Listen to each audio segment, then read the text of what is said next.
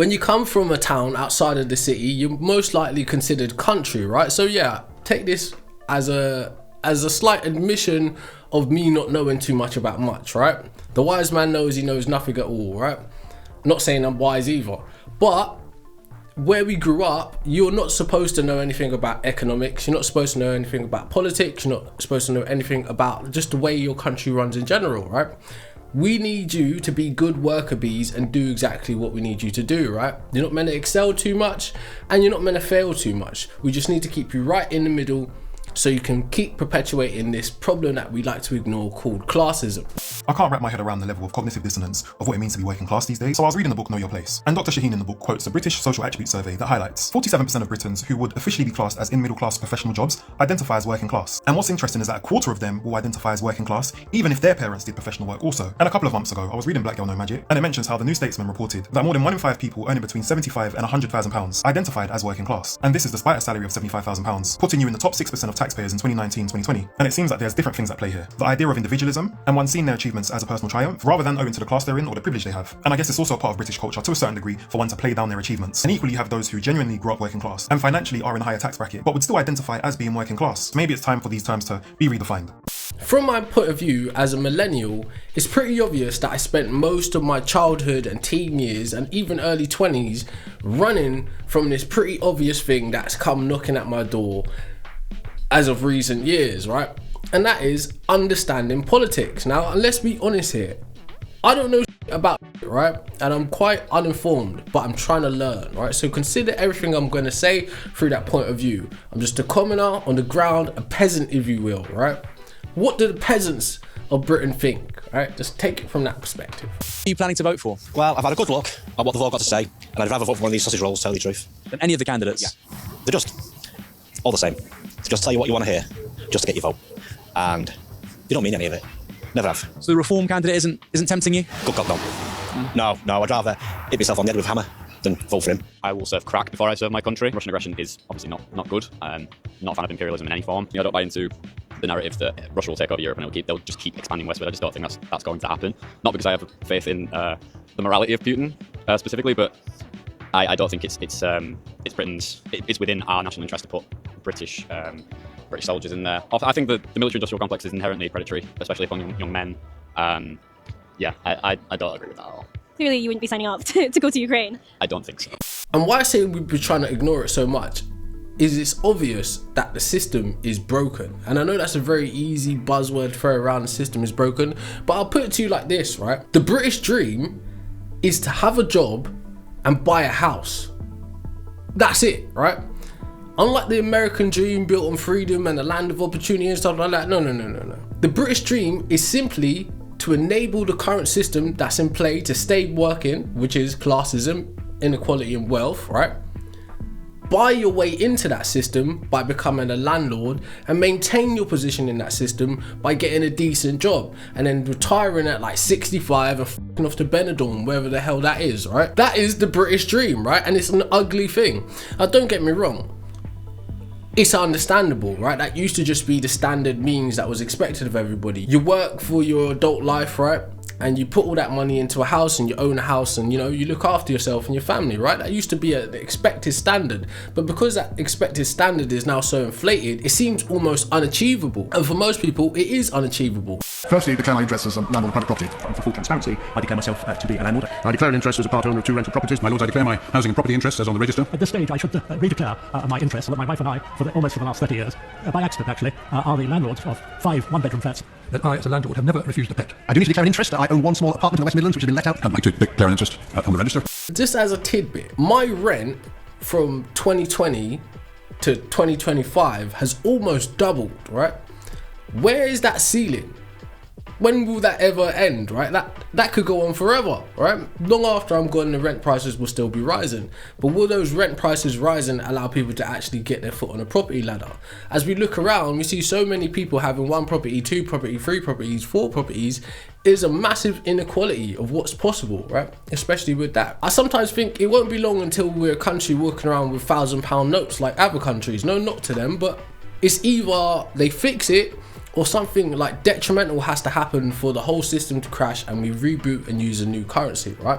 Not willing that on us at all, but it looks like the most likely scenario. But the reality is, a lot like the younger lot say, Britain is cooked. The UK is finished, right? It's really not, but the dramatic language really does highlight what life is like on the ground. Out. I'm not exaggerating. Now, yes, times have changed. Prices are higher.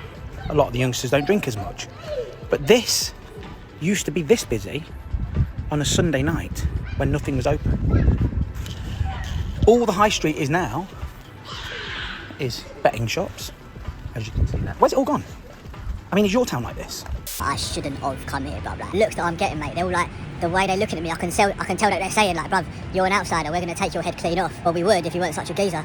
Like, I can tell that I'm the governor and that, you know what I mean? So they're allowing me, but bruv, any of you lot tried coming down here, mate, you lot's heads will be getting taken clean off, bruv. Can't even walk about with your phone out, mate. See, doing what I'm doing here with my phone, like, filming that. Bruv, if you lot even, like, reach for your pocket, your arm's coming off, mate. It's that bad round here, like, generally, but it's sad how that's become. Cause I wasn't like this when I was growing up, bruv. Speaking of phones, though, if you lot want to make money off yours, then don't forget to sign up to the course in my bio, yeah? That's one of the many reasons why Britain is considered cooked.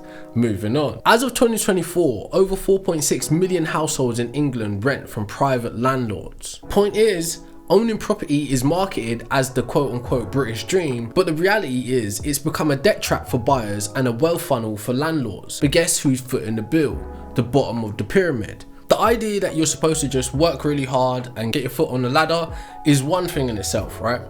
But what is the actual reality of ownership? Well, you don't actually own a house in Britain, right? You buy a mortgage and then you work to pay that mortgage off for 35 years. Some of you do it really fast, right? And hats off to you, right? But that whole idea of just owning land, right? Or, well, truly in England, you don't really own the land, and that's another argument that like, the real educated people get into, right? Whether you think you do and you actually do is another matter, right? But just the idea that you own a property which you didn't build, right, is a myth. I want to go back to a time when ordinary British families own their own home. Own their own home and own a big chunk of the stock market. And then you have a situation where British families and British workers will have a bit of money in their pocket and they can spend money. And then people will want to invest in Britain because this is where the consumers are. This is where the activity is. You know, we're killing the consumer, and if you protect the consumer, then people want to invest in Britain because this is where the money will be. But speaking of a myth, I think you can't blame us as a country for having this idea of the British dream, right?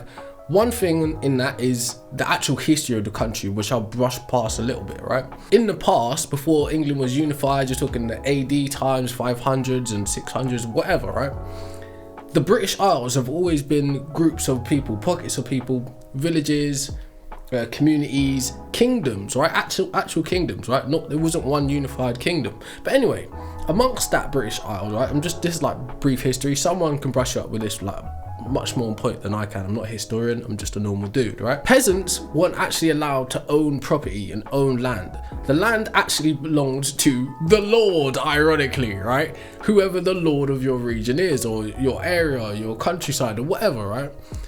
So that mindset of being peasants and being like basically just an oppressed people, right? Because you got to remember, before unification of England, right, there was so many different people doing their own thing. They had their own religions, they had their own cultures. They would come from Europe, they would come from other places, right? Let's not get into that either, right? Because that's something that's gonna rile up the net like old Wiley boy, right? Big up Wiley, right? But yeah, because of that history of just having a meager peasant's existence, as time has progressed, people's aspirations have been much lower, right? They've been much more curved off. It was simply just, we want to be able to own something, right? We want to be able to have a stake in this thing, right, called England or Britain or United Kingdom. And that's kind of where the bubble is, right, at this point in 2025. Still peasants, still basically subjects, but we're subjects with the illusion of having a share in the kingdom kind of thing, right? When truly we don't. It's so deep in England, like we don't even have a codified constitution, right? That's how clever our country is when it comes to linguistics and governing, right? Never let them hold you to one thing kind of thing. Like anytime they think they've got you, boom, just like, you know? That's how clever the system is at its base, right? And that's very surface level shit, again, from a nobody, yeah? But that aside, the British dream is failing, right? And it's failing fast. And the reason why we're able to see it's failing fast is because social media, right? And the interactions with other people on a day-to-day. Lots of people are disillusioned. Just pay attention, because I really think some people in this country have not got a clue how bad some people have it. Well, the UK's average national salary is £37,000, 430 a year. That gives you about £2,400 a month to live on. By ONS and .gov UK statistics, monthly bills for an average household rent or mortgage are £1,341 for renters outside London, way more expensive inside London, and a mortgage at £1,056 for a typical home loan. If you rent, you are left with £252 a month at the end of the month. If you own a home, you have £537 left. What about those on minimum wage? As a full-time worker, 40 hours a week, will earn £25,400 a year. They will take home £1,700 a month. But the average monthly bills for a renter are £2,148. That means they're £448 short every single month just to survive. A YouGov survey that was done last year suggested that 45% of the UK earns less than £30,000 a year, which means that at least 45% of the nation, on average, at the end of the month, cannot afford to pay their bills. Again, I'm not part of no ideologies, I'm not even like educated on all this. It's just obvious on the ground, right? That we oppress each other. I look down on them because I'm from a more advanced society. I'm Renaissance man. I look up to him because he is on average 4 inches taller than I am. But I look down on him because he is a smelly, ignorant serf. I'm medieval man. I look up to them because I'm a smelly, ignorant serf. I live in a one-room hovel made of straw and manure. I live in a new Barrett's estate, so I envy him. However, I do have hot and cold running water, a car, a Yamaha organ, a TV, and a new video. Although I don't know how to work it. I have cold running water, a map of the world which includes the Americas, a telescope, and the collected works of Homer in 39 weekly parts. I have a pig. Although I don't know how to work it. I am so ignorant, I think the sun goes to bed at night. I think the sun revolves around the earth. I think the sun shines out of my trousers. I think there's a terrible crabs in a bucket mentality here in the UK. And I think the biggest reason is that a lot of people do want to better their lives and they want better for themselves and their families, but they just don't know how to go about it. So because they don't have the minerals to do it, they see other people doing well and they immediately start hating on them. When deep down, all they want is what the other people have. We talked about this on a live stream the other day, what it means to be humble and where the idea comes from and all of these kinds of things. Who does it really benefit for you to be humble or humbled, right? And we have that very much embedded in our culture. Humbling people instead of being the strong who lifts people up with us, right? People like to push people down. You know, like the guy that knocks down all the tall buildings so he can have the tallest building. That is very much what British culture is like, right? But it's paved over with the veneer of success, right? But the reality is everything that appears as a signifier to success is financed, right? More debt, right? More credit, right? So it's very much a deep twisted illusion going down on the ground, and more people are becoming disillusioned with this, right? Having a financed car is one of the biggest reasons why people in the UK are struggling financially. The average monthly car finance payment is nearly £400 a month. £400. If you're using buy now, pay later, you've got to stop. Now, you might be thinking, I mean, why have you always got to throw a span in the works? What is wrong with buy now, pay later? You get the item you want, it's interest free, and you get to break up the payment. How could that be so bad? Well, you have to understand, no company will give you money unless it benefits them. And what is the benefit for these companies? Now, they know the first time you use it, the second time or the third time, that you will be using it to purchase items you would have purchased anyway and paid for upfront. But by the fourth or fifth time that you are now using it, you're using it to purchase items that you wouldn't ordinarily need or want or be able to afford. But you justify it in your head saying, it's not like I have to pay for it today. Anyway, I can pay for it over 3 payments. It'll mean nothing to me. But what happens is that 25% of buy now, pay later users are missing payments. 32% of buy now, pay later users are struggling to keep up with payments. Don't get yourself stuck in this trap, getting sold by a marketing ploy. It goes back to the fundamentals. If you can't afford to pay for it cash, you can't afford the item. And if you can't afford to pay for it upfront, then just pay for it upfront and keep yourself out of this trap. The UK household debt reached 1.8 trillion in 2024. Buy now, pay later schemes have soared by 40% since 2022, and there's no signs of it slowing down.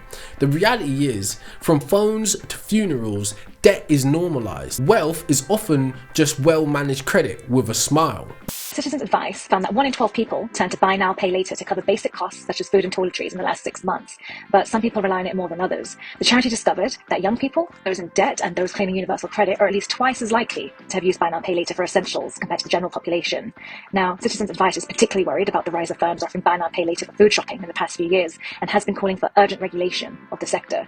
This includes things like consistent market-wide affordability checks and for buy now, pay later firms to make the consequences clearer for customers if things do go wrong.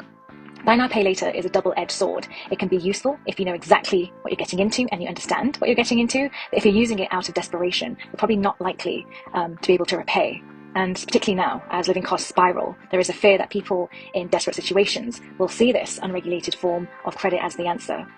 Unemploymentism, if you let TikToks tell it, or the reality of benefits being under siege. Oh, you got all that on universal credit. I'll tell you what it is, yeah? It's a little something called being bare smart, Famalamji, yeah? Basically, don't be trying to get a job when you're on universal credit. Claim the money and just sell white and brown like me. As we all know, the current government and the DWP have faced criticism over increasing sanctions, while universal credit claimants rose during the cost of living. So there's a reason people are on universal credits, evidently. Not to mention NHS cuts, while waiting lists hit a record of 7.6 million in 2023, with many forced to go private. Hence why you got people thinking Reform's idea of privatising NHS is a good idea. But it's not. I thought Reform was better than that. Do you think that wealthy people deserve to get better healthcare than everyone else? No. No. Oh no. Everyone should be treated the same. Do you think people should have to pay to see a doctor? No. No, definitely not. If you ain't got the money, what do you do? I don't know what would happen to me, to be fair, because I've got a lot of illnesses. Do you think we should be moving towards an American healthcare system where people have got private insurance? No. No. No. Oh no, we can't afford it. I mean, if you could afford to pay for £2,000 for an injection, that's up to you. Because there'd be a hell of a lot of people that just die, wouldn't they? Who do you think disagrees with you? Tories, people that earn a lot more. The rich people. I don't give a damn if it disagrees with me or not, to be honest. So, unfortunately, the political party that represents you in this area, that's the Reform Party. They disagree with you. Enough said. So they actually said that? Yeah. And I think we're going to have to move to an insurance-based system of healthcare. God. I thought Reform was better than that. So does it surprise you that the Reform Party think like that? To be honest, yeah. I thought the Reform Party were more on our side. Yes, it does surprise me, yeah. Reform, to me, is for the British people, but these sort of things, that's definitely not for the British people. They don't care about us. All they care about is money in their pockets. How do you feel about that? I feel angry. They put out a front, but they go in through the back door, do completely opposite of what they stand for. God. I'm so fed up of hearing politicians make out that it's ideology that is making people oppose NHS privatisation. There is mounting evidence that NHS privatisation creates harm. In 2022, an analysis came out from the University of Oxford. They'd been looking into outsourced healthcare services in the NHS, which means that external organisations are running services, including major private companies, and they looked at the period between 2013 and 2020. Here's a line from their findings. Private sector outsourcing corresponded with significantly increased rates of treatable mortality. That's avoidable deaths, by the way, potentially as a result of decline in the quality of healthcare services.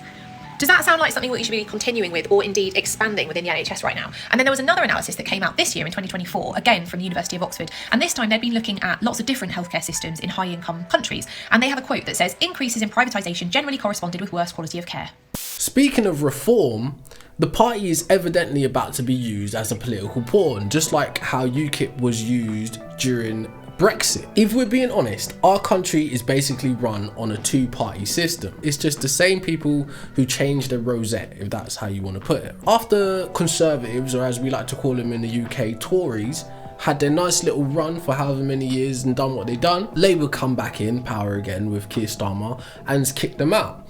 So the clever trick that this is like kind of highlights the insidious nature of Britain and how it's good for us as people to act like we're dumber than we really are. I order you to be quiet. All who does he think he is? I'm your king. Well, I didn't vote for you. You don't vote for kings. Well, how did you become king then?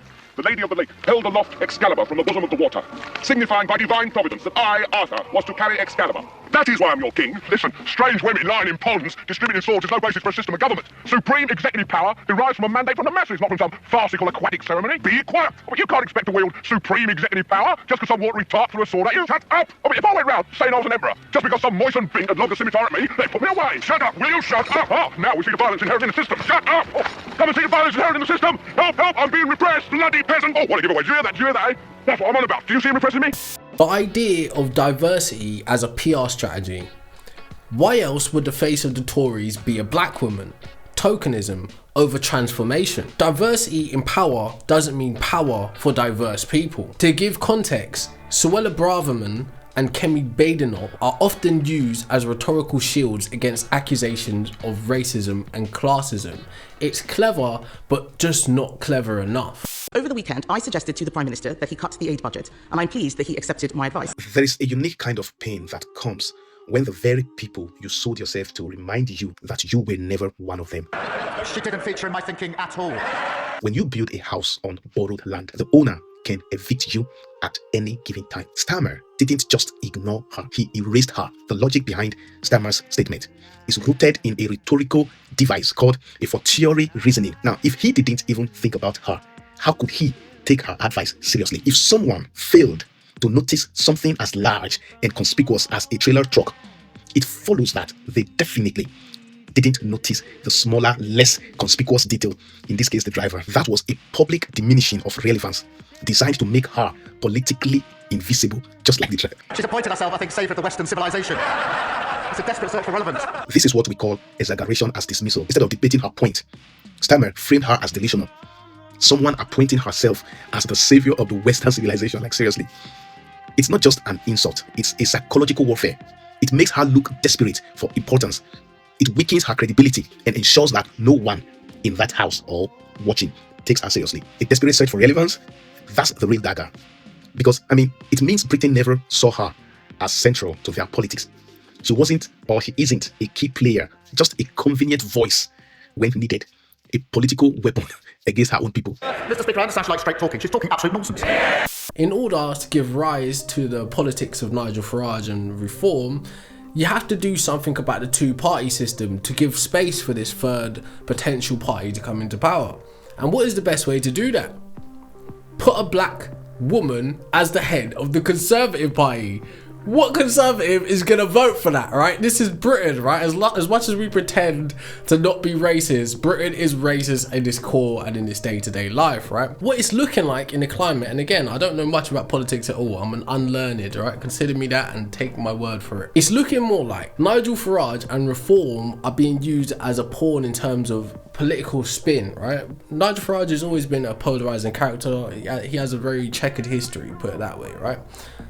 But what we're seeing on the ground is the overlords of the idea of reform have swept up a lot of the, I'm not going to call them dumb, because who am I to say anyone's dumb? I'm probably considered dumb in many aspects of life too.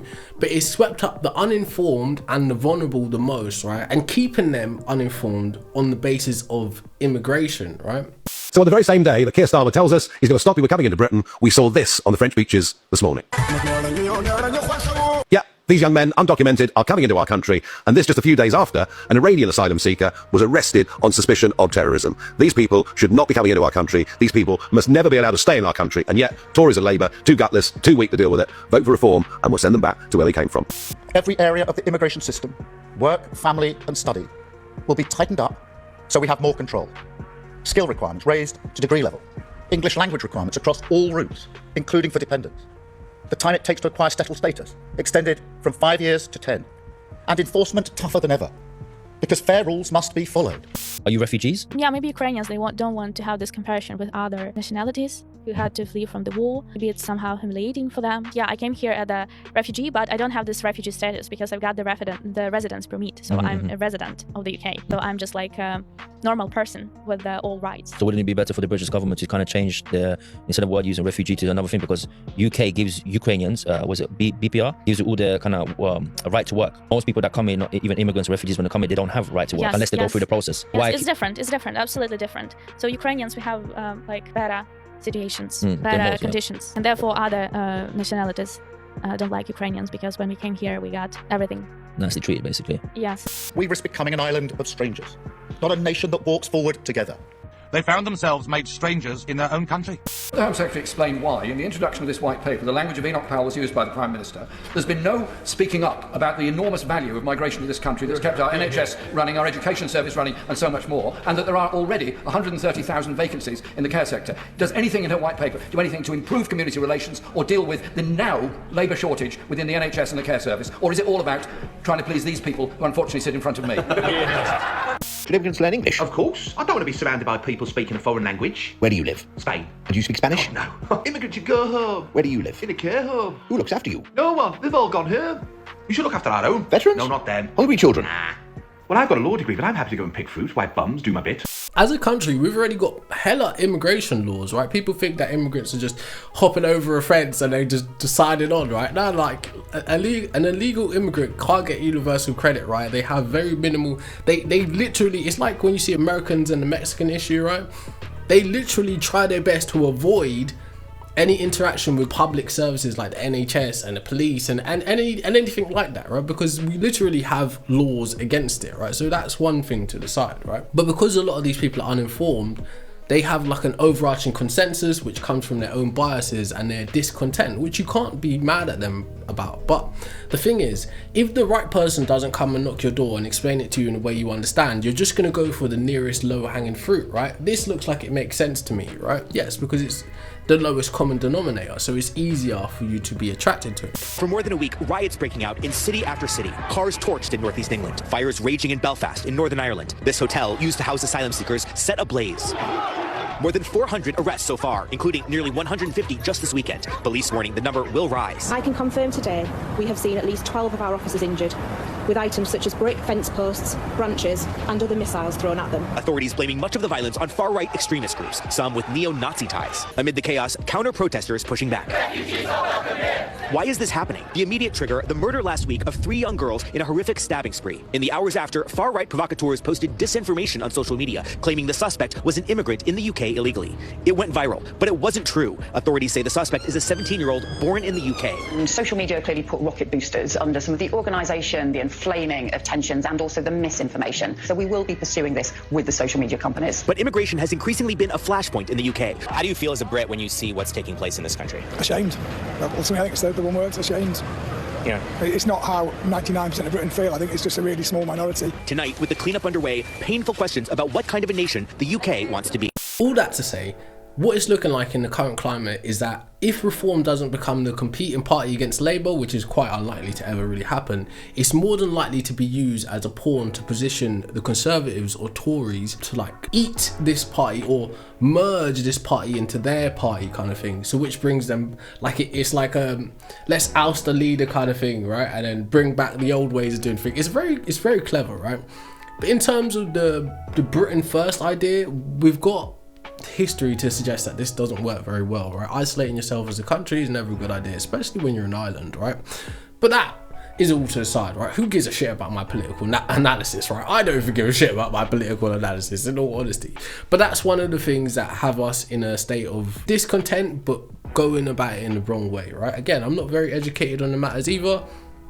I don't advocate for any political party, and I definitely don't even have a stake in stopping any other political party because I'm still a learner, right? Let's just bring you a bit of breaking news from the courts. Right-wing extremists Christopher Ringrose, Marco Pizzetto and Brogan Stewart have all been found guilty at Sheffield Crown Court of planning terrorist attacks on mosques and synagogues. That's just come into us now from the court. We'll bring you more on that. Far-right extremists convicted of terror offences after stockpiling weapons and plotting attacks. 3. Far-right extremists Brogan Stewart from West Yorkshire, Christopher Ringrose from Staffordshire, and Marco Pizzetto from Derbyshire have been found guilty of terrorism offences at Sheffield Crown Court. The group, which glorified Nazi ideology, had planned violent attacks, including one targeting a mosque. The court heard that Stewart discussed torturing a Muslim leader, while more than 200 weapons were discovered across their homes. Ringrose had also started constructing a semi-automatic firearm using a 3D printer, which police described as potentially deadly. So, on the edges or the fringes of society, which are becoming more and more mainstream as the days go by, we've got these people which we consider to be religious nuts, right? Or religious nationalists. I think a lot of very well-meaning, lovely liberal people were too complacent in Britain. They didn't feel the need to preserve our culture, our Christian culture. And now they look around, and shock horror, they don't recognise the local area. They don't like the rising crime. They don't like their women and daughters not feeling safe. They don't like the direction of travel in this country. And the fact is, going to church, turning up, being present, is a show of strength and force. And I think we are seeing a surge in church numbers, in Christianity and in baptisms, not just because people want to find God in difficult and uncertain times, which I think, by the way, is a big part of it, but because people, frankly, want their country back. To put this quite simply, with the rise of the religious nationalism in Britain, this religion against that religion, it highlights a very obvious point to someone like myself who considers myself not believing in any of these things, right? You have the manipulators and the manipulatees. However, politically, you do have to acknowledge the idea of England being unified by a Christian king does technically make it a Christian country. But that doesn't mean the inhabitants of the British Isles at the time when it was unified agreed to Christianity. Much like in Rome, when the state decided to come closer with the Pope and all them and made Christianity the state religion, it doesn't mean the Romans agreed to that either, right? The political power, the state and religion have always been side by side. So once it invades most of Western Europe, it doesn't do so through the power of reason. It does it through the power of force, by the sword, right? A lot of Brits in 2025 are very much out of touch with their actual histories as individuals, and they've got this idea which basically, right, so I'll put it like this: it's easier to control a group of people when you control their identity. So you might have thought that that secularization would proceed and continue at pace in Britain, and that we would become a more secular country, a more liberal country, a more enlightened country, and all the rest of it. And I think partly as a result of the fact that that hasn't happened, and people are feeling a serious crisis of meanings, it's no wonder that people are, young men in particular, are beginning to reach for these much stronger, thicker forms of identity, which doesn't just say, look, you're free to do whatever you want, so long as it's within the bounds of the law, but actually makes a strong claim on you and says, look, you are this, you are a creature of God, you have duties to perform as well as powers to exercise. And so this can be very, actually very meaningful to people, because rather than being told they can do what they want, they're actually being told to do something. They're being given something more than liberty, they're being given order and authority, which has been lacking. Another reason why I think that church attendance is likely to be up among young men in particular is because there's a sense that there is a rival challenge to our civilization, most salient in the form of Islam, which makes no bones whatsoever about making those strong claims about man and his relationship to God, and is having immense social consequences in our society. So in many ways, I think the fact that church attendance is up among young men can be, and young people in general, but particularly among young men, can be viewed as an immune response to a very serious civilizational challenge, which, if allowed to win, will make any form of Christian life completely impossible in the West. If you tell these people you are just flat white, right, and by default, because you're flat white and British, you are Christian, it's easier to control them, right? This explains a lot of the problems happening in history, right? Remember, during the colonial period, mid-1600s, there was no such thing as white people. I know some people who are now called white find that shocking, right? Because they think whiteness is real, right? But whiteness was created. Europeans didn't call themselves white. We didn't call ourselves white. We weren't all members of one big happy family. Are you kidding? Have you studied the history of Europe? The history of Europe was about killing each other. That's what we did in Europe. We just killed each other before we figured out there were other people to kill. We just killed each other, right? I mean, that was the history of Europe. The English hated the Irish, right? Northern Italians didn't even think that Southern Italians were Italians. The Germans hated everybody, and everybody hated their ass right back, right? There was no team called white, no race called white, but all of a sudden, in the middle of the 1600s, there was. Why? Why was it suddenly necessary to create this thing called the white race? Well, because rich people can count, that's why. And so rich folks looked around, the ones that owned all the land, in the colonies, the colonial elite looked around and they realized something, that they were heavily outnumbered by African enslaved folks, by European indentured servants who were just one level above a slave, or other Europeans who weren't technically indentured servants, but they were still peasants, didn't have any money, didn't have any land, and they could do the math. They added it up and they were like, damn, we gotta figure out a way to split these folks apart from one another or they're gonna rise up and take our stuff, right? Because after a while, these black folks who were enslaved Africans and these quote unquote white folks who were poor Europeans are gonna figure out they're all getting played by these rich people, right? So ultimately the rich figure out they gotta come up with some way to get somebody in that group on their team. The easiest thing is to get the poor Europeans. Right? Because at least they look like you, they sort of share some of the customs and the culture, so they all of a sudden create this thing called whiteness, and they say, now you're part of the club. Now we're gonna let you testify in court, enter into contracts, vote, at least if you're a man, own a little bit of land, at least if you're a man, right? And we're going to get rid of indentured servitude, no more of that, because you're too good for that. And we're gonna take the white men, now called white men, and put them on the slave patrol to keep black people in line. Give them a horse and a gun and a badge and make them feel big and powerful, right? They're still poor. They still don't have anything. They didn't pay the slave patrol well, right? Just exploited them, used them as a buffer between the elite and the other poor folks, particularly poor folks of color. And pretty soon the rebellions that occasionally happened where black and white got together to overthrow the elite, those stopped because the divide and conquer had begun to work, right? You could turn people against each other by telling those poor white folks they got to keep these black people in line. And so that divide and conquer gets initiated in the colonies. Rich white men telling not rich white people that their enemies are black and brown. We like to look at Christianity and Islam and Judaism like that old Nazi granddad, right? Look at granddad. He wouldn't hurt a fly. Like, he's got nothing but good morals to offer us, right? He's a good guy. No.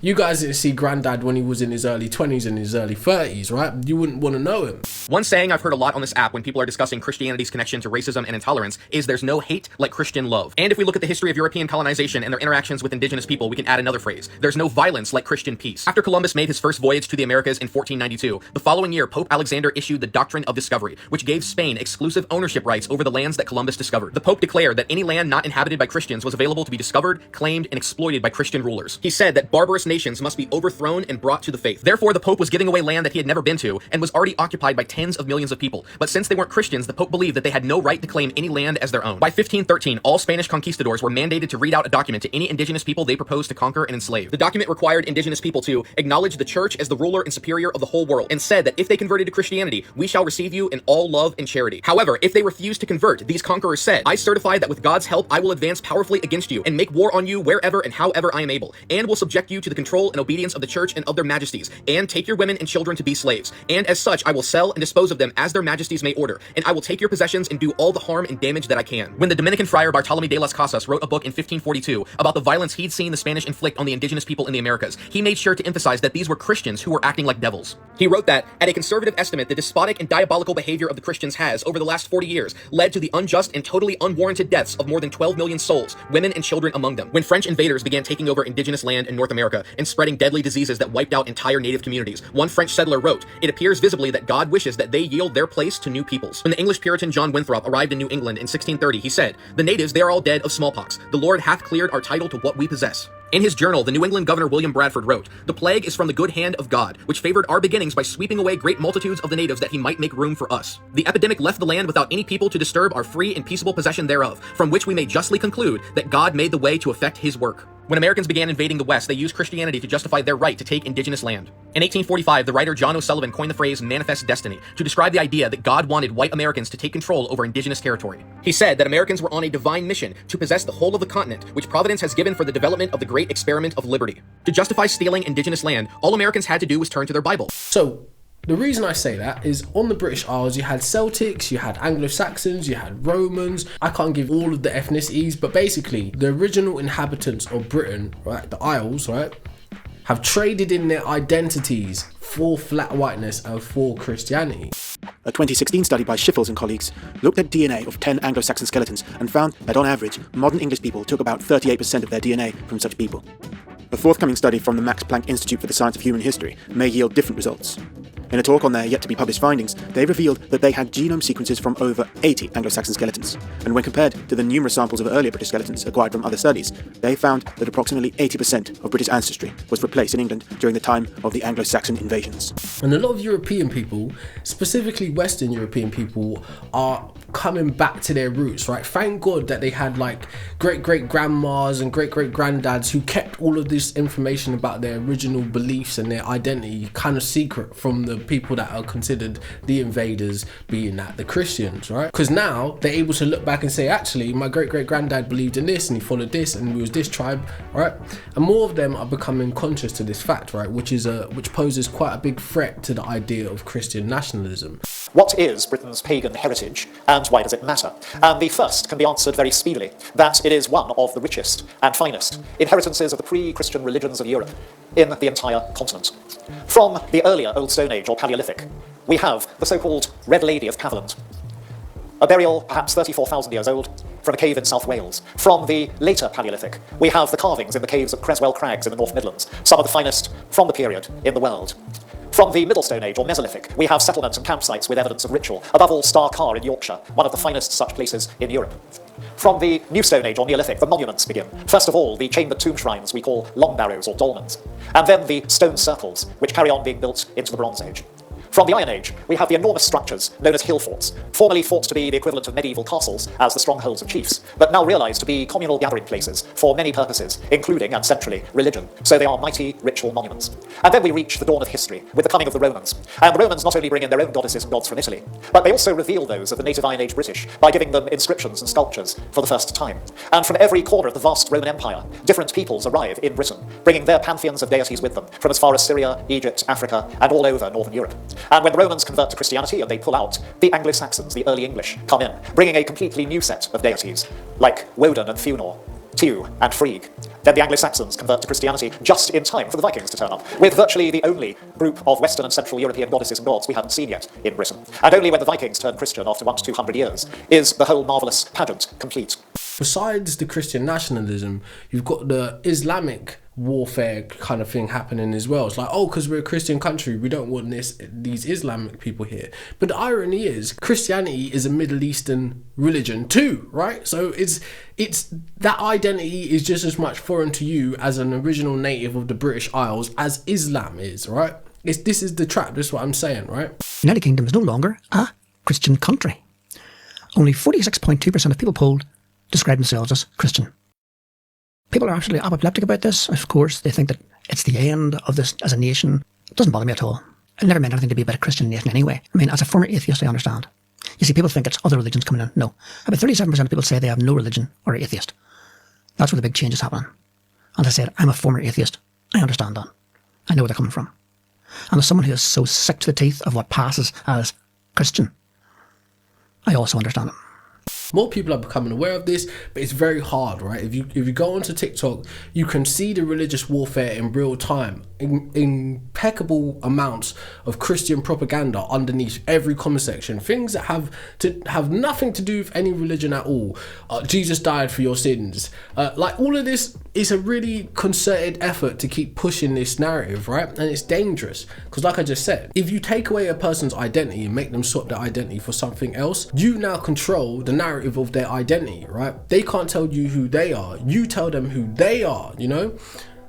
You're Christian, you're white. No, the actual reality is you're from a specific place in Europe, from a specific time where your family migrated or immigrated, right? You had this belief in paganism or pantheism, however you want to put it, right? And you're from a specific place and you're a specific people.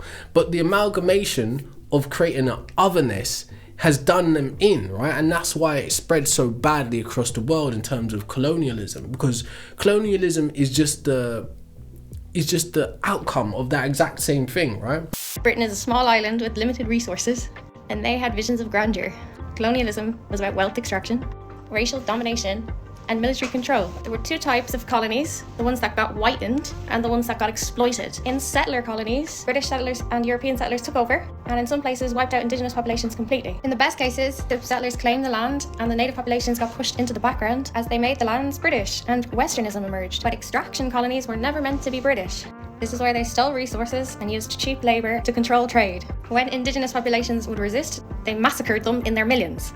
They used divide and conquer tactics and puppet leaders to maintain control. They would play mind games with populations, sometimes using them to fight their battles and sometimes crushing them themselves directly, greasing the wheels and using local elites who could be bought cheap to divide and rule. This has kept colonies weak and dependent on the West ever since. The British didn't rely on brute force to control territories. They would manipulate existing power structures, turning tribes, religions, everybody against each other so that no one noticed what they were doing.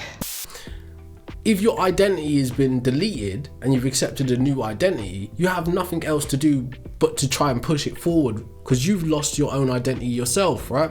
So when you see them going over to the New World and doing what they do to the Indians, going over to Africa and doing what they do to the Africans, it's by extension the same kind of thing, right? It's not their fault, but it is their responsibility, right? Forget all that. The rise of religious propaganda and warfare has many people under this idea of, oh, there's a civil war coming, right? But what civil war, right? It's a religious war, if you want to be honest, and at the roots of the religious war is the same problem of classism, realistically, right?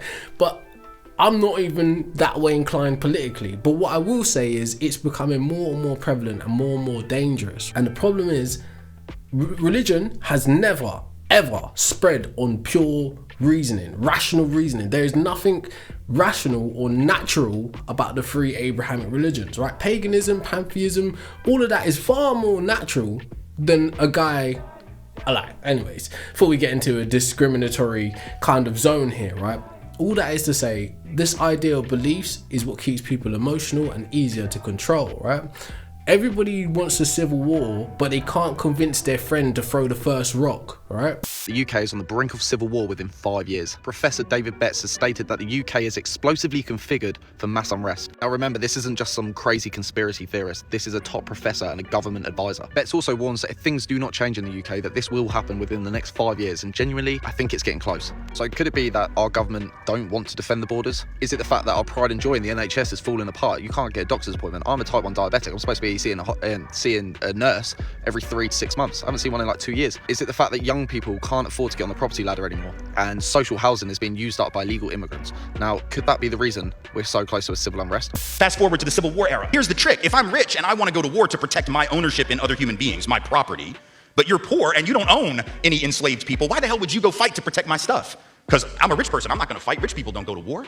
Right? Rich people get poor people to go to war for them, whether it's in 1860 or whether it's during the 1960s or whether it's today, right? Rich folks get doctors to write notes for them that say that they have heel spurs and that's why they can't go to Vietnam. And if you don't know who I'm talking about, you can Google that shit because he's sitting in the White House right now, right? Oh, I can't go fight. I have heel spurs. Send some poor kids to do that for me, please, right? So that's been a long-standing tradition. So the rich have to figure out a way to convince the poor to go fight for them. But that's a hard thing. That's like a hard sell, right? Like how the hell, why would you do that? Why would you go fight to protect my property rights when you don't own anything? The only way you would do it is if that rich person comes to you and says, hey, listen, you gotta go fight because we gotta maintain our way of life because if these people get free, they're gonna take your jobs. No, fool, they already got your job.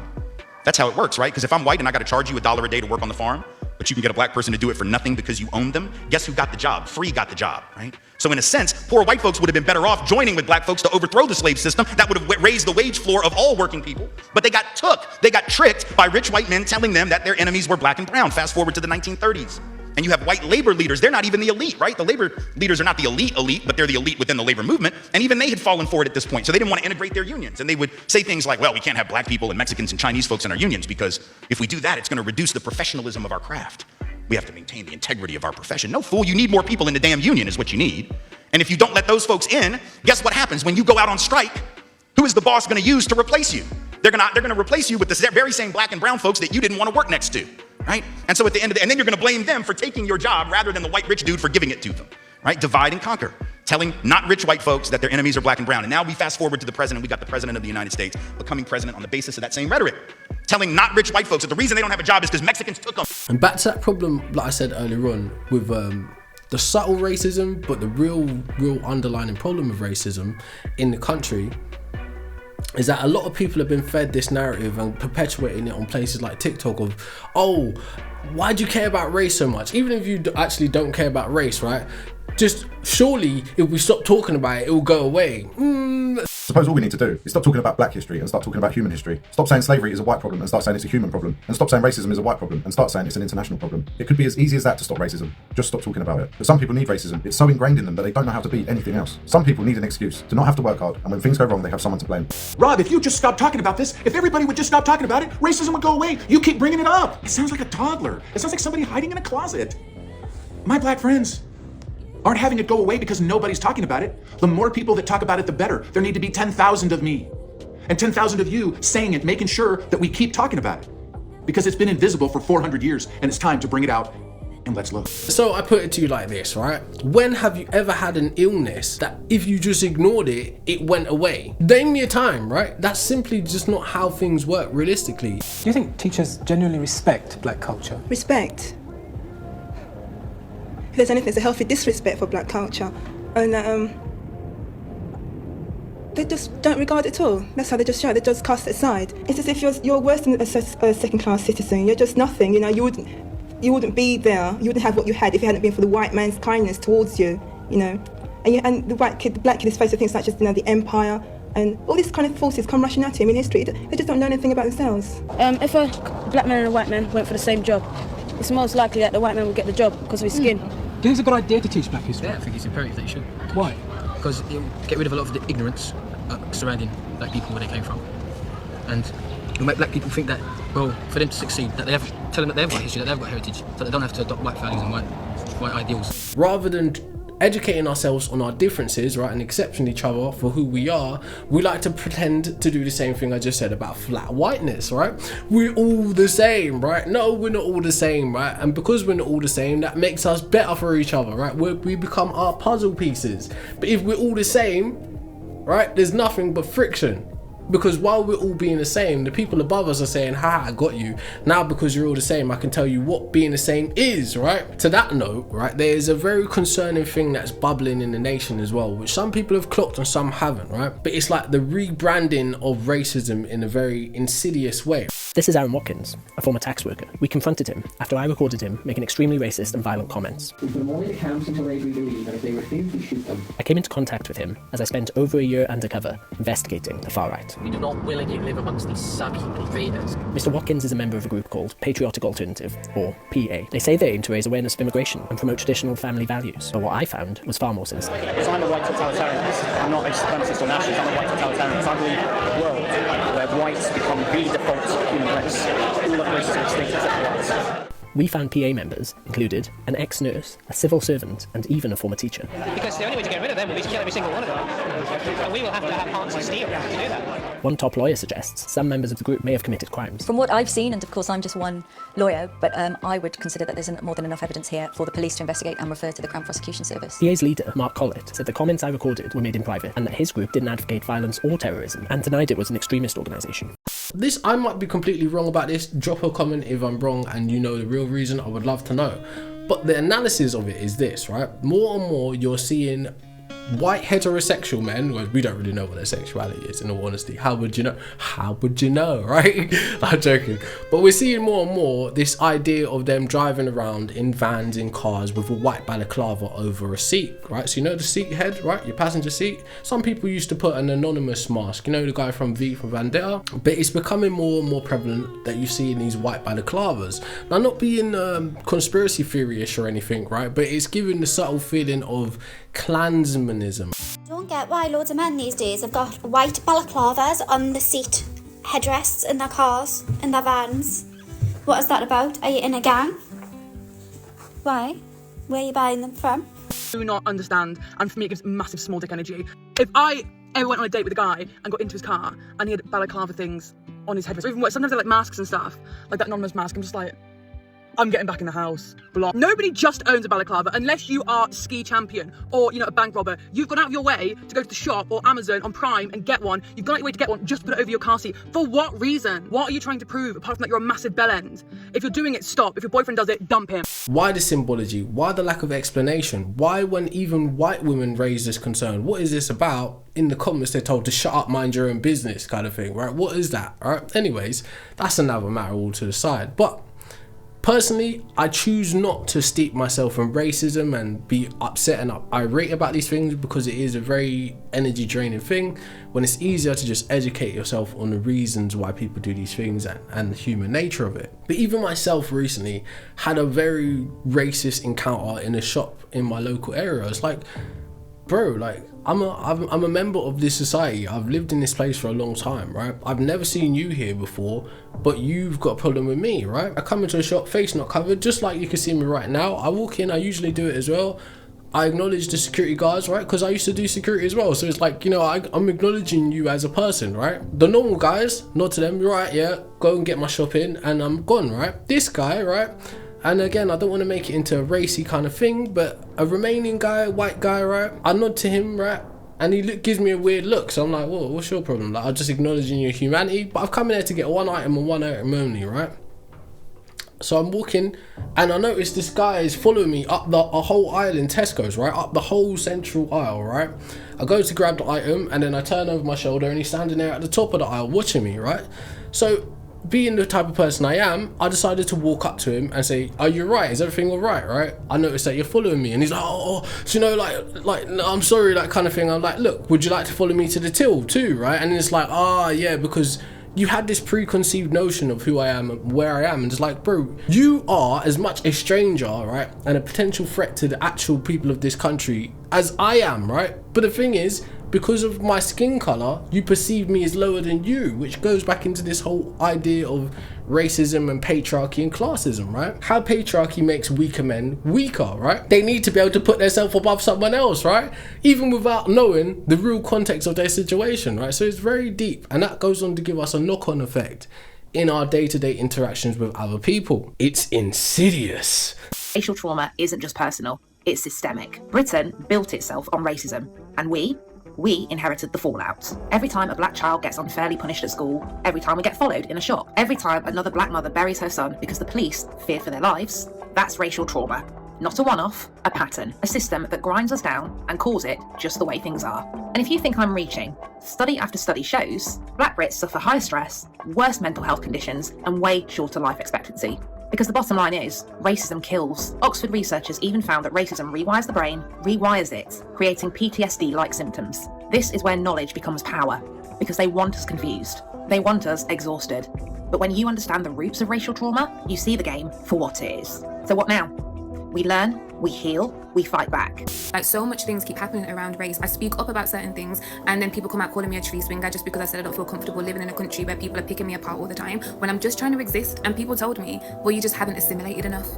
Huh? Like, how about you mind your business enough and don't ask me questions that has nothing to do with you? How I present, what I look like, what I do, how my hair grows out of my head is nobody else's business. It's not appropriate. And people will say, because they're not calling you the N-word with the hard ER at the end, or they're not calling you a monkey or a tree swinger, then it's okay for them to analyze you and look at you like, ooh, this shiny thing. How do you do that with yourself? Like, leave me alone. I don't want to be of the belief that I can't be friends with, or I can't have community with, or I can't just get along with people of any other race. But it's like everywhere I turn, people keep doing things that's just not okay and appropriate, and I'm supposed to laugh about it, or I'm supposed to teach people things. It's so draining, it's so tiring. And this is why when I said what I said earlier in the year about how I felt about living in England, and loads of people came out giving me their racism and, oh, just get over it. How do you get over something that continues to happen all the time? How do you get over something that is happening to you all the time when you're minding your business, giving money to people, you're going into a shop to give people your money, you're giving people your time and your energy and conversation, you're investing in friendships, you're spending time with people, you're letting them into your house, you're going into their house, you're giving them presents and gifts and money and all of your energy and time only for them to show you, oh, I only see you as an object. Oh, I only see you as something that I can sit here and critique. Oh, I don't actually see you as human. Let me pick you apart because I don't feel like you're like me, and we're supposed to just get over that. You want to know what racism looks like in the UK? It's not always someone yelling racial slurs in the street. It's quieter, more polite, but more dangerous. So when I'm saying white people need to be accountable, it's not about blame. It's about being responsible, because benefiting from a system that causes harm and not saying anything is being complicit. And staying silent just keeps it standing. All that to say, when you mix this religious extremism, this discrimination, xenophobia, sexism, all of these things into a pot and you never address them, you try to ignore them away like they don't exist, right? You're heading down a dark road, right? And people, it boils more and more and more to the surface, to where you find people are frustrated about things that have nothing to do with what the issue is, right? And they can't deal with one issue without whataboutism or bringing in this or bringing in that, right? And that's a problem. That could potentially lead to this greater divide that people are seeing on the ground. This idea that people want a civil war, but the problem is there's no clear defined enemy. There's no this party versus that party, this country versus that country. Some people want to see it as this race versus that race, but the problem is you can't get all the races to agree on it, right? You can't get the black people to agree to be against the white people. You can't get the Asian people to agree to be against the white people, right? So what are you left with? Ideology clashes, right? That's why the religious extremism and xenophobia kind of thing is rife at the minute, right? And it's concerning because it's becoming a more of a neo-clanism kind of bullshit on the ground, right? When it doesn't need to be that, right? We've interacted with each other for long enough to know that not every person that looks like this is like that, right? We take these reductionist views of peoples and cultures whenever we have a bad interaction with one, right? And it's like, why shouldn't I think you're all like this? Because this happened, right? And the reason we do that is because of all of the other pressure that is constantly on us about all these other unaddressed issues, right? So the minute one thing goes awry, the last straw, so to speak, everybody's on the get it list, right?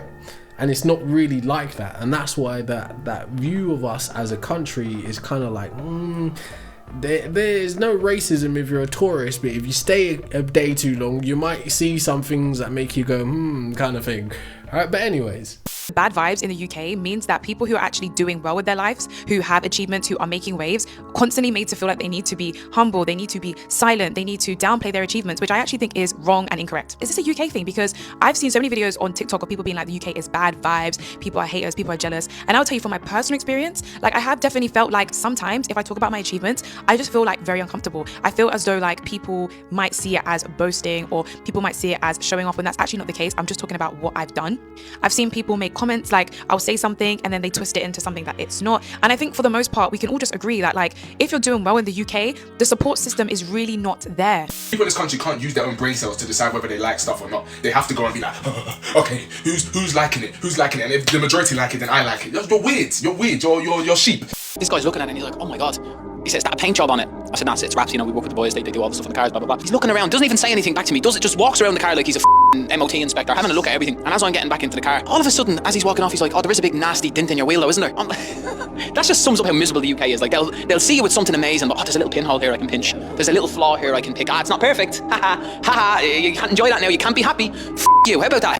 So we have a very much a crab in a bucket mentality in England, right? And this is across all races, across all classes, right? And again, you got to wonder who benefits the most from this. The deep thing is this: anybody that offers any kind of alternative life, alternative view, or entertainment of a sort on any social media platform is often plagued by commenters that say, what do you do for a living? What's your job? Do you have a job? Just put the fries in the bag, bro, right? The irony is, it's like a projection of their own feeling of where they are in society as a person, right? It's like, no, I can't do that, so you can't do that, you know?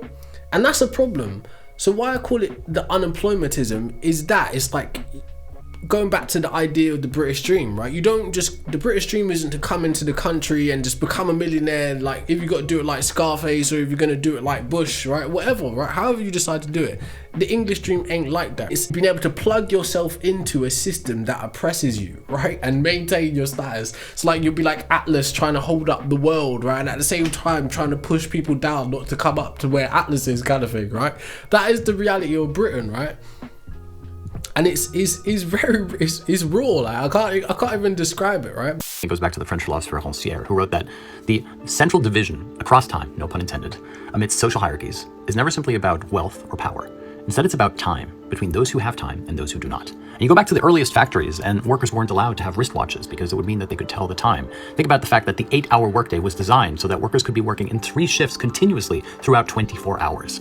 The powerful, therefore, not only control their own time, are able to work on their own companies and spend time with family and make money that is totally detached from the value of actual production, but it is also precisely the way in which workers do not have control over their own time. That if you are relatively affluent, it means that you have a lot of leisure time to do exactly what you want to do, to work harder and more efficiently. Whereas when you are relatively poor, it means that you cannot master or have control over your own schedule. It means that you have to work preordained shifts. It means that you might have to work multiple jobs. That therefore, time is the most important indicator of your relative worth, and also thereby of the relative chance of you ascending the social ladder of hierarchy. Time is more important than money or power. Time and the division between those who have it and those who do not is the central indicator of societal status. And that comes with the job market being a savage, cutthroat place to be. If you can even obtain the job, you'll find you're amongst some like radical individualism, right? People that don't give a good goddamn about humanity at all. As long as they get what they want, how they get it, they will throw you under the bus and smile as they do it, right? And I've encountered it in the workplace a lot. Like, as in reasons to be let go for coming back off break 1 minute late. 1 minute late, and I wasn't even late. Like, she said, it's her word against mine. And I was with my friend. My friend isn't getting fired. This job economy that we're at right now, it's so hard to find a job. It was so difficult. It was so difficult to find this one already. And here we are again, round 2. The job market is very ghetto right now. It is very, very trash. If you have a job and you don't like it, oh well, go to your job. We do not care, okay? Hold on to your job until you get other options. Never, ever, ever leave a job without having options. And if you want to leave your job and you have no job options, that's fine. Make sure that you have the bank balance to support you until you have another option, okay? You do not like your manager, we do not care. You do not like your colleagues, we do not care. You do not go to work to make friends, lesson 101, all right? You go to work to earn a wage to get paid to pay your bills, okay? The people trying to exasperate this you should get a job kind of thing, right, are forgetting that not everybody that doesn't have a traditional job is on the benefit system, right? People forget that, right? Some people work really hard, save their money, and then have time away from work. But that aside, right, even now in England, we're seeing a rise of job fraud, right? People that post jobs, right, on places like Indeed, places like Total Jobs, anyone you can name, right, LinkedIn, solely to steal your information and identity, right? So it's not only was it hard to get a job already, now you got to watch out for yourself getting put into the ground when you're already at the ground floor. You know, they're trying to put you 6 feet under while you're at the ground floor. Bro, I'm trying to get a job and you're trying to steal the money I don't even have yet, right? That is the reality on ground. That's how crab in a bucket Britain has become, right? The first job scam I would like to share with you guys is fake job offers. Now for this one, scammers will post fake job listings on legit job boards like Indeed or LinkedIn, or they would even send you unsolicited emails. These job offers often promise high salary for minimal work. Once you show interest, they might ask you to pay upfront fees for training, background check or equipment, only for you to discover that the job does not exist immediately after you make this payment. Now I read an article on BBC about scammers pretending to be 2i recruits and Nolan recruitment. These scammers actually use the name of this legit recruitment agency and even the names of actual employees working in the company to deceive job seekers, which causes distress and financial loss for many of their victims, including an 18-year-old who lost nearly £3,000. The second is phishing scams. For these scams, scammers will send fraudulent emails that appears to be from reputable companies. The email often asks for personal information, or it will direct you to a fake website that will even look legit, where it will treat you to enter sensitive data such as your password, bank details, national insurance number, just to steal your information. In the job market itself, right, depending on what skill, if you have a skill or if you're just like, you know, no, not to you, but like menial, typical labor kind of job, right? You're in the market against at least 3 generations of people, right? And that's older people. Let's just say you're in the market against millennials, Gen Xers, and even in some instances, boomers, right? So let's say 4. You're even in competition with certain Gen Alphas, right? Depending on what field you're in. I applied for a weekend job. I'm not going to name the shop, but it was just stacking some shelves, and the application process was ridiculous. So you had to do two assessments. One was like the equivalent of a personality test that took like half an hour to do, and the other one was some sort of situational test in which quite a few of the answers were quite similar anyway. And then that doesn't even get onto the application form, in which you have to write almost the equivalent of War and Peace. I mean, I got ChatGPT to do it because it would have taken me over an hour to do. Like, if it's a skilled role, I get that, but stacking some shelves and you're requiring all that should just be your CV. Not being snobby, but I have a degree in business, right? I've been studying business at university. I can teach you all about investing and cyclical trading, dip trading. I can teach you about the macroeconomic policy and where the price of Bitcoin is going. Yeah, no problem. But I can't do that. Like, even that, and it's not even just me. I know, like, career professionals, PhDs, and my friend's mother's even a lawyer, my uni friend's mother, and even she struggles. Apparently she can't get in either. See, I have so many people trying to get through the door of this opportunity that it means, like, you've seen a rise of like AI use in applications and shit like that, job tricks being like showed on TikTok and stuff like that. So it's the job market is absolutely effed for one, right? So this research came out a little while ago now, but yeah, Britons no longer believe working hard will provide a better life. That only 39% thinks if you work hard, you'll get a good life. So first of all, it's an idea of meritocracy. The idea if you work hard, you'll get a good life. And I don't think we have a full meritocracy in the UK. Of course, there are people that work incredibly hard in their life and actually they don't earn a lot of money. Or sometimes, let's be honest, we know people that are quite lazy and they do very well. I also think, things like the cost of living crisis, wages aren't keeping up with inflation, all those kind of things really affects people's opinion on this. The director of the Policy Institute couldn't have said it better, to be honest. Millennials have become much more sceptical about prioritising work as they made their way through their career because of the long-term economic and wage stagnation that will lead to younger generations to question the value of work. But to kind of almost counteract that point, UK citizens in terms of this data rank very low in the importance that they place on work. And is this a reason why we're not succeeding as well? I mean, if you look at the top countries, you can see there, but then we start to get into comparative countries. Look, you've got France, fine, you've got Norway, you've got Germany coming down, Japan, US, and look right at the bottom, UK. So is that another element that people aren't valuing work enough so they're not applying themselves? The Bank of England says that the UK productivity situation is even worse than we previously thought. UK productivity is falling quickly and they don't fully understand why. One user says, there's no point in working harder in this country because you'll be taxed through your teeth for doing so. If you didn't know, UK productivity has never recovered since the 2008 financial crisis. And if you're wondering why that is, fantastic question because nobody knows. Your generation have got 2 and 3 jobs. We never had 2 and 3 jobs, we had 1 job. Now everybody works 0 hours contracts and that never existed when we were young. People now have to do a job in the morning and they work from home in the afternoon and then they go and work for like Subway or whatever on an evening just to start trying to make money to buy a house. People turn around and go, oh, we worked harder then. I didn't have 3 jobs. I wouldn't have handled 3 jobs, you know what I mean? I wouldn't want to be young now because I had it easier then. And I really worry about my kids, I really do. I mean, at 21 and 25. By the time I was 25, I'd had a brand new car. I know it was an Austin Metro, but never mind. The irony is, the government's like, oh, we're going to create more jobs, right? But the government doesn't create jobs. It's people in the private sector that create jobs, right? So if you don't allow people in the private sector to spurg off and do creative ventures and try to start businesses, you don't get more jobs. The government doesn't make more jobs, right? It's us, the citizens of the countries that create jobs, right? So if everyone wants you to be in a job, right, who's going to start a business to give you an opportunity to get a job, right? These are things people aren't seeing on the ground, which is further leading to this exasperation of, the hangers-on and the users are rinsing the system while we ignoring all of this fucking big-time abuse of power and money funneling and fuckeries that's happening, right? Universal credit isn't designed to help you, and it's not going to get you where you want to be in life. A lot of people don't really understand universal credit. There are a lot of people that don't get universal credit and think that everyone who does get universal credit is a benefit scrounger and absolutely leeches from the economy. And that couldn't be further from the truth. And they think that people that are on universal credit are absolutely millionaires, living this lavish lifestyle because they're claiming benefits and they don't have to go to work, so they're getting the best of both worlds. When in reality, it couldn't be further from the truth. People are getting universal credit top-ups purely to get through the month. These people aren't living lavish lives, they're not driving crazy cars, they are just simply getting by. Inflation is so rampant right now that people are really struggling to just get through the month. And from all the stories I hear on here, on all the videos I post about universal credit, you can see in the comments that people aren't living lavishly. And there's some people out there that actually don't want to be on universal credit, they want to be doing things off their own back and supporting themselves, which I think is honourable. But the real mastermind behind universal credit is the fact that it allows businesses to pay their employees very, very little. And I don't think that's spoken about enough. Employers are getting away with paying their staff very, very little because they know universal credit and the government will step in and top up their salaries, therefore taking the liability off the employer and onto the government. And us taxpayers are basically subsidising that. So I believe the whole thing is a massive pyramid scheme. And whilst most people are caught arguing over is benefits right, is benefits wrong, and scroungers and benefit leeches, the real gangsters are the businesses and the governments that are getting away with allowing these people to pay their staff so little.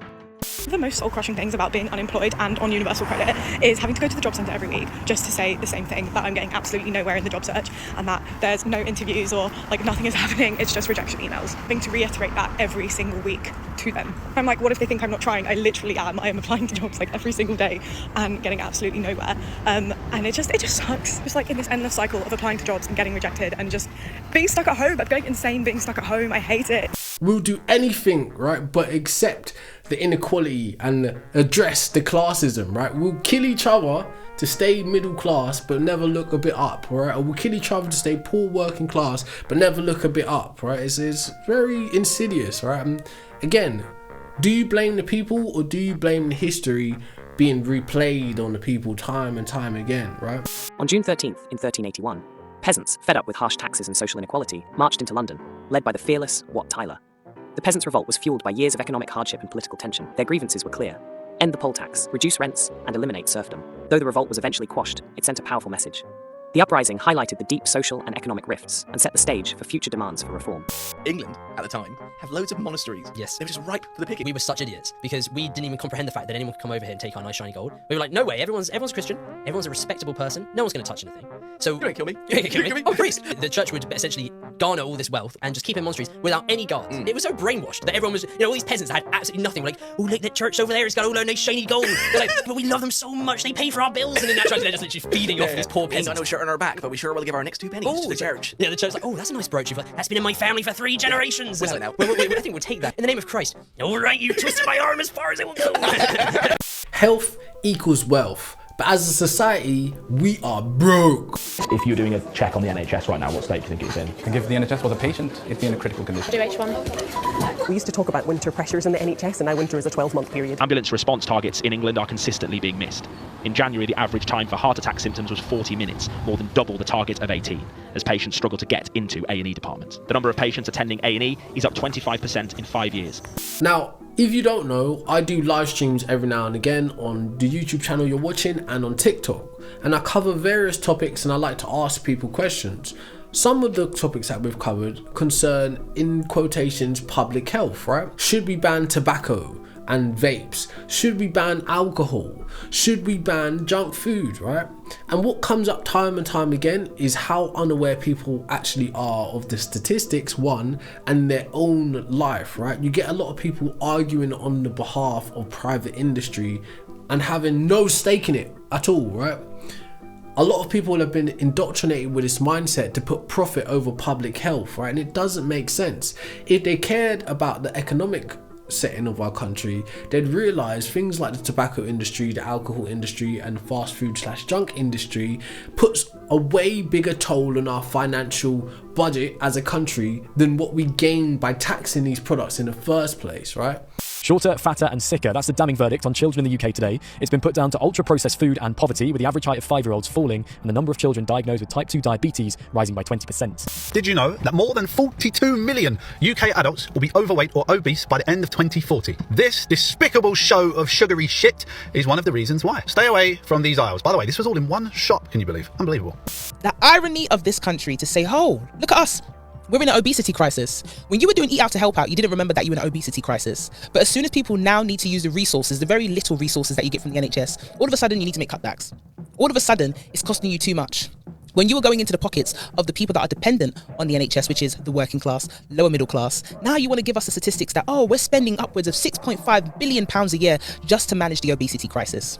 And that same crab in a bucket mentality, that toxicity of just let people do what they want to do, they think it's an affront to their rights when you say, hey, it might be better if we take this poison off the market, right? They think it's my right to poison myself, and not only is it my right to poison myself, it's my right to poison my neighbor and poison my kid. Do you know why? Because we're parts of communities, we're in close proximity to each other. But everyone has this, not even, like, don't get me wrong, I don't see a problem with being yourself, but the idea of rugged individualism in the context of the detriment to society is rife, right? Now, it's not for me to tell you that smoking is good, but it is for me to tell you that government should get the hell out, let us make our own decisions in our own lives. We've got a much bigger problem with drugs than we'll ever have with cigarettes. If you're part of the dwindling population that still smoke, I really have to ask you why. Recent findings have revealed a significant increase in cancer cases caused by smoking, now reaching 160 new diagnoses every single day, according to Cancer Research UK. So, since 2003, cancer cases linked to smoking has surged by 17% in the UK. The most notable being that amongst liver, kidney and throat cancers, which have more than doubled in the past 2 decades. For example, liver cancer cases connected to smoking in 2003 were about 711, and last year sat about 1,600. So, despite a decrease in overall smoking rates, the UK's growing population means that still about 6.4 million people continue to smoke. And this continued prevalence contributes to the rising number of cancer cases. In addition, conclusion, new research includes breast cancer amongst those influenced by smoking, with an estimated 2,200 cases every year in the UK. Overall, smoking is responsible for causing 16 different types of cancers, including around 33,000 cases of lung cancer every year. So Cancer Research UK is urging the government to reintroduce the tobacco and vapes bill during the upcoming King's Speech. And this bill, which would essentially prohibit selling tobacco products to anyone born after January 2009, was previously shelved, but as you can imagine, they are calling for it to be expeditiously unshelved. Smoking has so many seen and unseen harm to, many people. Passive smoking, children, asthma, allergies, etc. It's awful. So the urgency of this measure is, can't be understated. Smoking-related cancer diagnosis affects 6 people every hour in the UK. And as a really harmful consumer product, it should be eradicated to prevent future health crises. Let's be honest. I mean, I would love to see a smoke-free future, which will not only save lives, but also reduce the burden on the NHS, because quite frankly, the NHS is crumbling, just alone at the cancer care, diagnosis, treatments, and everything else that is required for our growing population. So, in conclusion, the increase in smoking-related cancer cases underscores the need for urgent public health interventions and a robust strategy nationally to manage and mitigate the impact of cancer in the UK. To be honest, I would ban alcohol for good. A lot of people comment back to me and say, yeah, not everybody struggles with it, we should be able to have a good time, to have a switch off. But for me, I'd say it's only 10% of people it doesn't have a negative effect on. So many people are admitted alcoholics, but then I bump into so many people who pretend they're not alcoholics, but you speak to them, it's like the only way to switch off is by having a drink. I need to have a drink to switch off. That means you're a fucking addict. Then there's also a percentage of people who just have it on the weekends, but they become an absolute mess, make stupid decisions, start acting stupid, it causes them problems throughout the rest of the week. So I'd probably say there's 10% of people who it actually doesn't fully affect. And what's the point of having so much on the streets that kills people and ruins so many fucking lives just because that 10% of people it doesn't affect, when them people will probably just have just as much of a good time without alcohol being around? I just fucking ban the thing. You tell a person, hey, these psychoactive drugs you're taking are damaging your biological body, your mind, and therefore your ability to make rational decisions. I don't care, it's my right to kill myself. Should we legalize that? They're like, yeah, we want it legalized, right? But we don't want to be criminalized, we don't want to be penalized. But hey, your decisions are going on to affect other people, right?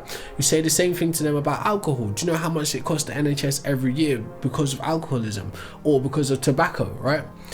Don't care. It's my right to kill myself. And these are the things that keep us in that low vibration as a society. And I'm not a woo-woo guy when I say low vibration.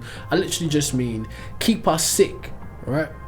And if our bodies are sick, our minds are sick. Therefore, we can't think rationally. We can't make good decisions. So we kill ourselves before we get a chance to actually live. That's all I'm saying. So if health is wealth, why are we so broke? The more I looked into it, the more it hit me. This isn't just a health issue, it's a health inequality. Let me break it down a bit. So first, the numbers. They don't lie. The NHS says that Black, African and Caribbean adults are 2 to 3 times more likely to get type 2 diabetes than white British adults. That's not just a coincidence, that's not random. It's because we're more exposed to the risk and we're not being protected adequately by the system. And why is that? Well, most of the prevention stuff out there, it wasn't even made with us in mind. You see, we're barely in the research, we're not the focus of most health campaigns, and a lot of outreach just doesn't reach us. So yeah, the risk it builds quietly, and we don't even know it's happening. The real issue isn't just that we're at risk, is that we're not included in the safety net that's supposed to catch it early. We're not just dealing with diet, we're surviving systems. See, it's not poor choices, it's poor conditions. And when stress becomes normal, so does risk. You see, even when we try to get help, sometimes it feels like the help just misses us. You see, research shows that Black patients are less likely to be offered diabetes education and more likely to be diagnosed late. You see, there's so much going on there. You got bias, cultural differences, people not feeling seen or heard. And by the time that care actually comes, well, sometimes it's just too late. But here's the thing, we're not stuck. See, the more that we understand why this is happening, the more power we have to do something about it. All this to say, Britain is cooked, but there is still hope. You just gotta pick your battles, pick and choose your battles, and not get swayed by the media rampages and storms. Remember, everything you see on the news is already gone through a filter and it's been lobbied by a certain group of people to show you this and not that, show you this side and not this side, right? So once you separate from that kind of thing, even social media too, right? You're a slave to your algorithm. So the minute you make your account, you should decide what you want to see and what you don't want to see, right? Echo chamber or filter bubble is where you only see content that you already agree with. This may be because you only follow the same types of account, get your news from one source, or your algorithm mainly feeds you the same type of content. This can mean you only see one side of a story and don't get the full picture, making it harder to see and understand other people's perspectives. Your For You page is an algorithm. It is quite literally designed to give you what you interact with. And there are systemic issues in which people are getting, boosted to the top and you feel frustrated, but you are the boss of the whole operation. If you actually want to support someone and see them rise and you want to see their growth and development, you need to invest in that. And that takes effort. We can maintain a certain level of social cohesion, right? Or social engineering amongst ourselves by simply saying to ourselves, how can I keep my corner of the world clean, right? What is actually a real issue that affects me? Not an issue I've been told to worry about today by the news and the radio. Something actually on the ground. I'm no kind of activist. I don't know shit about politics, as I said in the beginning of this. But consider where you stand in your own life, right? Where can you start and do something cool, or just lend a hand by, if not actually a physical hand, a psychological hand, right? The loneliness epidemic in the country is killing lots of people, right? Mental health. Like, I was reading some statistics the other day about men and women that served in the military and the armed forces in England. Between 1996 and 2018, there's over 1,000, I think around 60-ish suicides, right? So they're people that have been around people. Now imagine all the people that haven't been around anybody, right?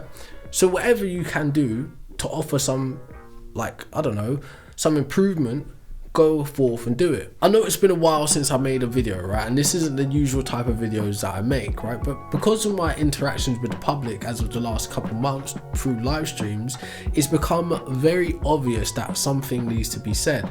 Now, although my thoughts weren't completely clear and my ideas weren't clearly defined, I don't want you to take this as just a rant. Like, you know, I may approach these subjects at different times in a different way, but I want you to just think about what I'm saying, right? I don't say anything I've said here to try and be divisive or discriminate against any groups of people.